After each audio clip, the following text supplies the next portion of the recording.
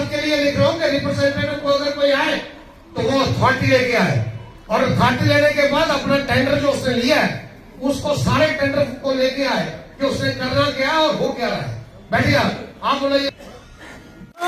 खुशकिस्मत है कि सारे एमएलए बने ने तो सारे कोई ये कष्ट दिन निकलने लगे इन्हें सारा जीना आराम करिए समझे ना खत्म ना देवराज शर्मा जी। चलो मनी नहीं गल थोड़ी ये पहले मैं समझी ये गल है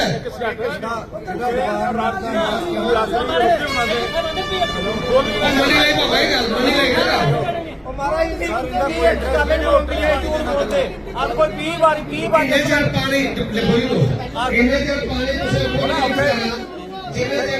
टैंकी नहीं बने वो टैंकी डिपार्टमेंट ने बनाने का मैं बनाने का सीडीएम से बनाने का मेंबर पार्लियामेंट ने बनानी हल करेंगे। ठीक है सर। जम्मू ट्रिब्यून देख रहे हैं आप और मैं हूं आपके साथ आशीष शर्मा। सबसे पहले जम्मू ट्रिब्यून के सभी दर्शकों को आशीष शर्मा की तरफ से जय माता दी। विधायक बलदेव राज शर्मा जो कि श्री माता वैष्णो देवी विधानसभा के विधायक बलदेव राज शर्मा है, आज उन्होंने कटरा में एक जनता दरबार लगाया। यहाँ पर पीएचई और पीडब्ल्यूडी के जो आला अधिकारी और उनके साथ जेई प्लस एडब्ल्यू यहाँ पर मौजूद थे और यहाँ पर कटरा की जनता, सारे गांव की जनता यहाँ पर मौजूद थी। उन्होंने सभी गांव के लोगों की और कटरा के लोगों की जो दिक्कतें सुनी और उन्हें निपटारा करने के लिए जल्द डिपार्टमेंट को आदेश दिए कि उनकी जो निपटारा है वो जल्द से जल्द किया जाए। यहाँ पर सबसे बड़ी प्रॉब्लम पानी को लेकर आई, जिसमें बलदेव राज शर्मा जी ने फटकार लगाई उन ठेकेदारों को। दरअसल बलदेव राज शर्मा जी ने ठेकेदारों को बुलाया था, लेकिन यहाँ पर जो उनके रिप्रेजेंटेटिव आए थे ना ही उनके पास अथॉरिटी लेटर था ना ही वर्क ऑर्डर था।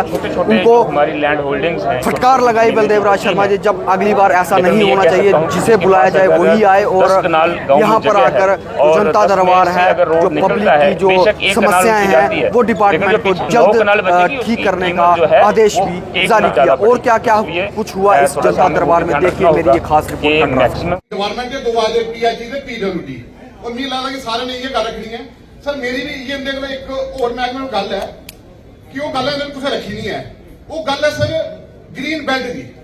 क्योंकि कटरा के सराउंडिंग जिन्हें ग्रान मैं शुरुआत करके पुराना रूट जो मैं पुराना रूट की रिप्रेजेंट कराना, उसके बाद प्रधान हो नमाई हो लडोरी धनोड़ी, अगर कुछ एक कमरा ही बनाना हुए उसे वो कमरा नहीं बनाई सकता। हाँ इलीगल तरीके कुछ बनाओ वो अलग चीज है, लेकिन कुछ कोई बैंक वाला लोन लेना हुए ਉਹਦੇ ਲਈ ਅਸੀਂ डिपार्टमेंट जिथे कोई अफसर बैठे असं दसा जाए कि पहला नंबर ग्रीन बेल्ट होंदा क्यों है। क्योंकि मेरे एक दोस्त ने उन्हें पूछा भाई ग्रीन बेल्ट होंदा कियां है, उन्हें आख्या कि ये भरा अपने क्या फोटो खिचाते थोड़े जिथे ज्यादा हरियाली होती उसी ग्रीन बेल्ट पाऊते। मैं आख्या मतलब कि जिन्हें बूटे बूटे बढ़ने चाहिए ज्यादा से उसे कोई चीज लानी चाहिए जिसमें ग्रीन बेल्ट हुए नहीं।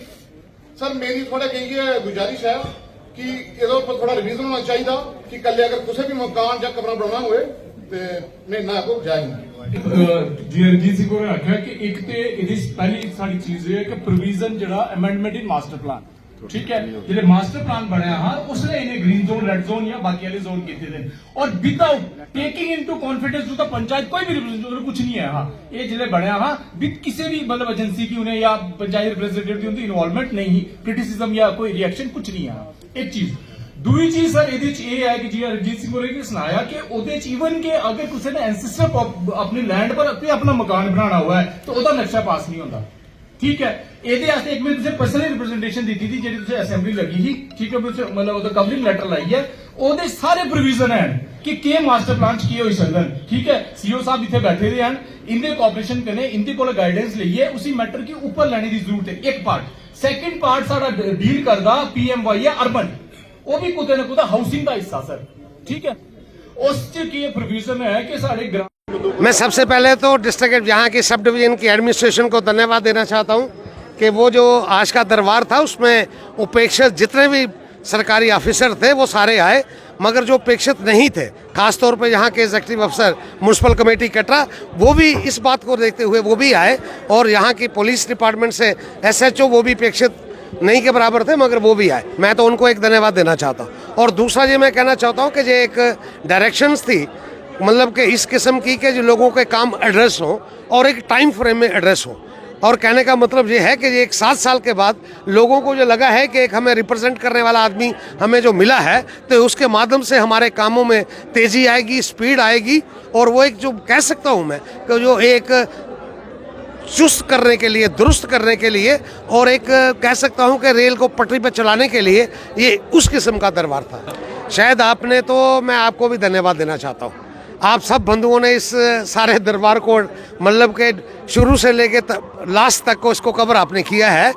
दरबार का मतलब ये है कि किसी की समस्या है तो उसका समाधान कब निकले, और समाधान निकलने के लिए जिस डिपार्टमेंट के वो बात है तो वो डिपार्टमेंट क्या कह रहा है।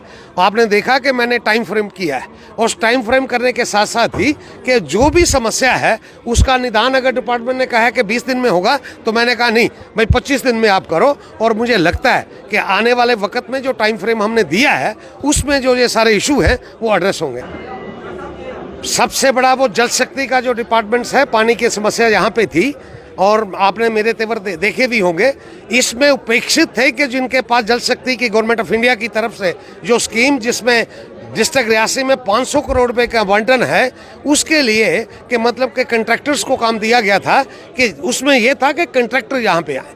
और जो मेरे पास शिकायतें थी वो इस बात की थी कि कंट्रैक्टर वो वहाँ पे निरादर है। तो कंट्रैक्टर ने क्या किया है कि बहुत करोड़ों रुपए के काम लेने के बाद उनको सबलेट कर दिया है, यहाँ पे कि वो सबलेट कर नहीं सकता।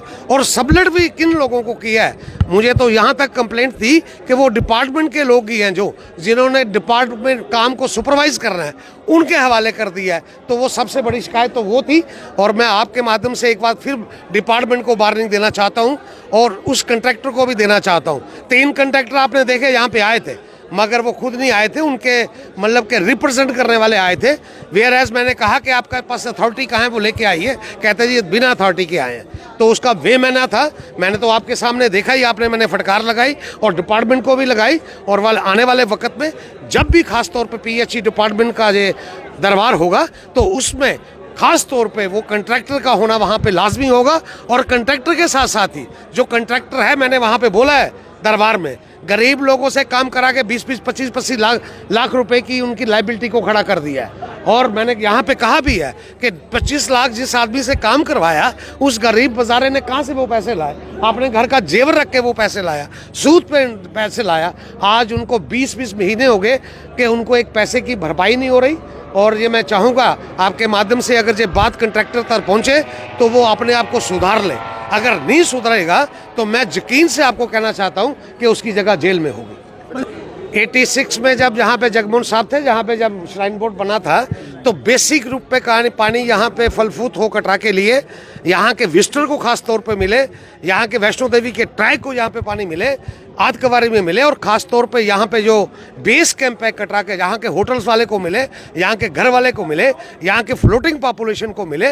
वो पानी के लिए एक प्रपोजल था कि चनाब से पानी आए, और वो चनाब से पानी का प्रपोजल को मैंने आज जिंदा किया है। कटरा के 2-3 मुद्दे हैं जो मसले में जो बात थी वो जो मेरी डिमांड थी कि जब तक हम ऑनलाइन पे नहीं जाते, मेरा तो ये सबसे बड़ा एतराज़ ये था कि दुनिया ऑनलाइन पे चली गई तो हम ऑफलाइन में क्यों आ गए। मेरा तो ये था कि इसको शुद्धिकरण करने की ज़रूरत है कि ये ऑनलाइन पे फिर हम वापस आएँ। और उस ऑनलाइन के लिए जब तक ये ऑनलाइन नहीं होता तो तब तक के लिए पासिस का जो सिलसिला है वो कटरा से शुरू हो।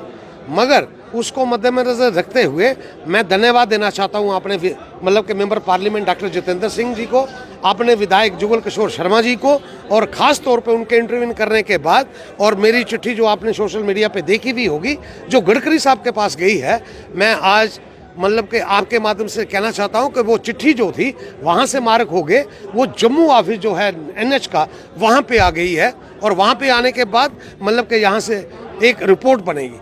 पासिस की बात कटरा से बड़ी बात क्या है? बड़ी बात ये है कि एक एरियल डिस्टेंस जो हमें आज पास मिल रहे हैं वो बाई रोड के हिसाब से वो दे रहे हैं, और उसमें भी आनाकानी कर रहे हैं। अगर हम बाई एरियल के हिसाब से देखें तो मैं डिस्ट्रिक्ट रियासी की बात करूं तो वो जो पासिस है वो हमारे 9 देवियों तक गांव को जाते हैं, और उसमें 37 गांव हैं। और मात्र हमें जो पास मिल रहे हैं वो 10-12 के 9 गांवों को मिल रहे हैं, और जिसमें मैं कह सकता हूँ कि महीने की करोड़ों रुपए की इम्प्रिजनमेंट है, करोड़ों रुपए की इम्प्रिजनमेंट है। इसको रोकने के लिए जो NHA का कानून कहता है जो उनके लॉज कहते हैं उसमें साफ दर्शाया हुआ है सेक्शन 7 में और 9 में कि एरियल डिस्टेंस के हिसाब से मतलब कि इसकी डिस्टेंस को नापा जाए और लापरवाही करने वाले अफसर पे सख्त कार्रवाई की जाए। और मुझे लगता है कि आने वाले वक्त में अगार वालों को भी पास मिलेगा, सरून वाले को भी मिलेगा, मतलब नौ देवियों वालों को भी मिलेगा, कटरा वालों को भी मिलेगा, ध्रुड़ वालों को भी मिलेगा, और जो 20 किलोमीटर का जो रेडियस है उस पर सब लोगों को पास मिलेगा। मुझे ये पूरा ऑनलाइन, और जब तक ऑनलाइन नहीं हो पाता तो तब तक के लिए मेरी रिक्वेस्ट थी कि आप ऑफलाइन करें। ये मसला ये नहीं है कि पास मिले, मसला ये है कि सब गांवों को मिले, सब लोगों को मिले, और मैं पूरी शिद्दत के साथ उस पर काम कर रहा हूँ।